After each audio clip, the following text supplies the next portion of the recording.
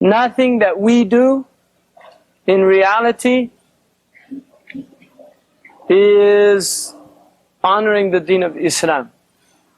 All of it is the sharaf of this deen for us. The fact that we're Muslims. We have to thank Allah subhanahu wa ta'ala that He made us Muslims. Alhamdulillah ala ni'mat al-Islam. Wa kafa biha ni'ma. So we have to thank Allah that He made us Muslims. And not only that He made us Muslims, because there were Muslims at the time of Nuh.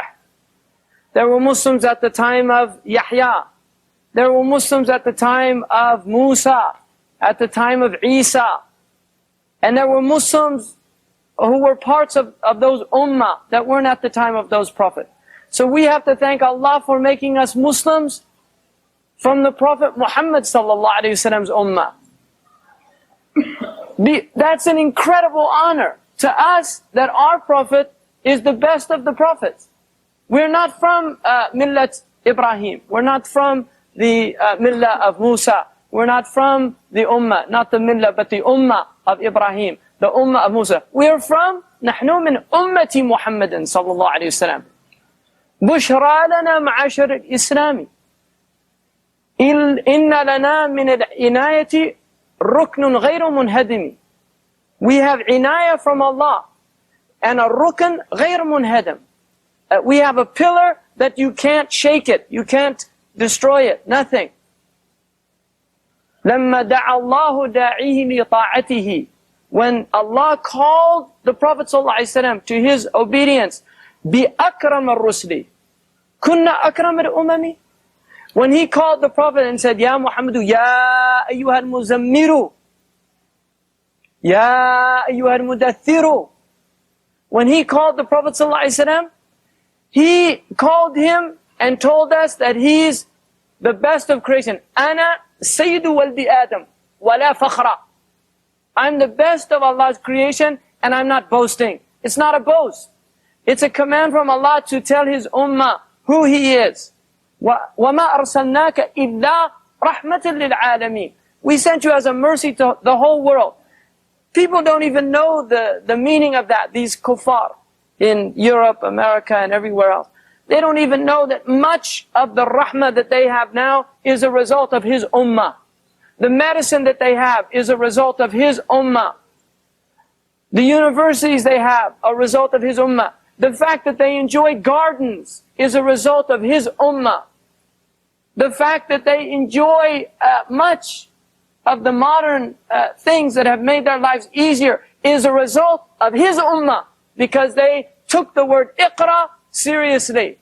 And they studied and they transferred their knowledge to the Europeans. And it was with the knowledge from this ummah that they achieved what they achieved. So even they don't even realize that much of what they have is a result of the rahmah of the Prophet ﷺ. They were barbarians before the Muslims. They didn't even wash. The Europeans used to put oranges. They wore oranges with clove stuff to get rid of the stench, because the Christians thought that to take care of the body was a bad thing. Until the Muslims taught them about the hammam. That's where they took it from. The hammam is from the Muslims. They wouldn't even have a bath. They wouldn't even have a basin if it wasn't for the rahmah of this ummah. The Prophet taught us how to clean ourselves. He taught us. Salman al-Farisi once, one of the mushrikeen said, your Prophet teaches you about everything. And he said, yes, he even told us how to.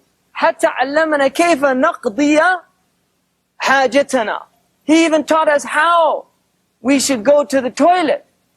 Sallallahu alayhi wa sallam. Wallahi, so all this rahmah, and they're in ignorance of it, and many of the Muslims are in ignorance of it. So, my point being, is I want to say a few things, and I don't want anybody to take any offense. Fard Ain is the most serious thing in your life. There's nothing more serious than learning the rules of prayer. There's nothing more serious than learning how to do tahara. There's nothing more serious than learning how to recite the Quran properly. Wallahi, all of your university studying, your engineering, your medicine, your humanities, none of that equals one iota of learning how to worship Allah subhanahu wa ta'ala. Because the biggest doctor in the world, with all of the degrees in the world, on the Yawm al-Qiyamah, none of those degrees are going to benefit him one iota. If he never learned how to do wudu, if he never learned how to pray, if he never learned how to read the Quran, it's meaningless. Nothing. Haba'an manthura.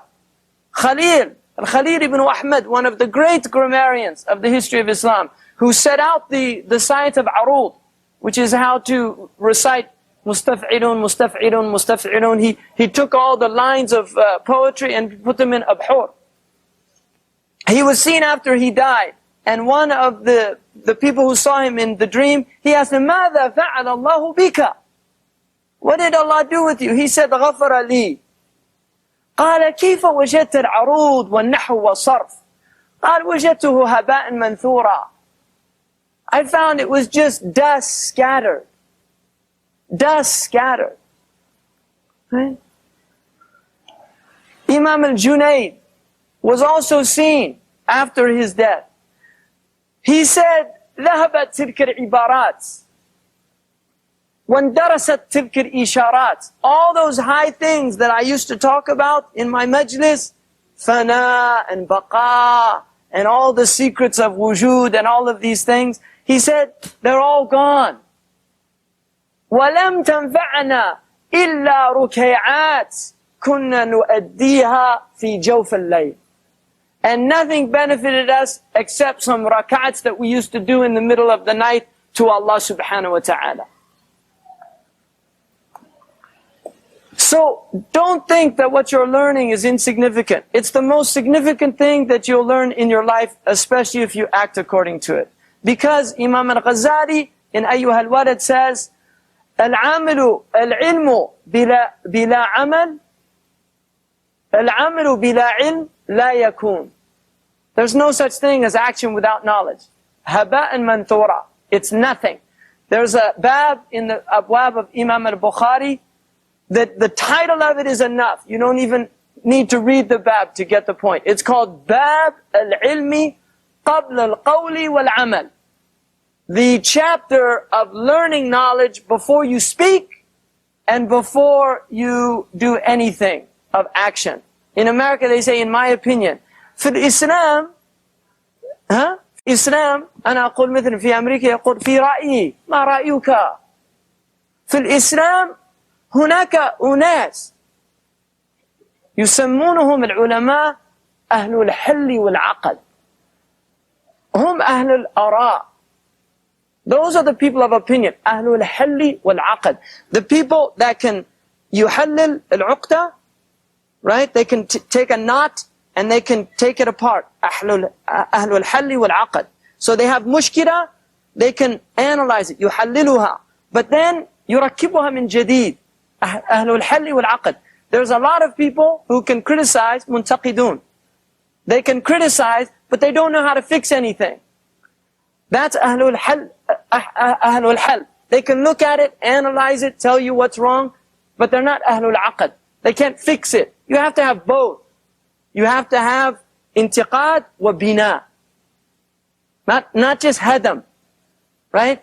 متى يبلغ البنيان يوما تمامه إن كنت تبنيه وغيرك يهدمه. When will your building get finished if every time you put a brick on, somebody takes one off? There's people that, the Imam Sahnun called them الركنية. They were in the masjid of Al-Qayrawan in Tunis. They used to sit on the rukn. Like Allah says that in the Quran about the munafiqun, أنهم كأنهم خشب مسندة. As if they're خشب مسند. Why? Because they used to sit when the Prophet ﷺ was talking. كان يتكلم النبي صلى الله عليه وسلم ويعلم الناس والمنافقون كانوا يتكئون هكذا. كأنهم خشب مسندة. As if they were خشب. Allah يصفهم بالخشب. لماذا؟ لأنهم حطب للنار. They're just firewood. كأنهم خشب مسندة. يحسبون كل صيحة عليهم. Every time they hear something, هذا يتكلم علي هذا Every time they hear something يحسبون كل صيحة عليهم. هم العدو. They're the enemy.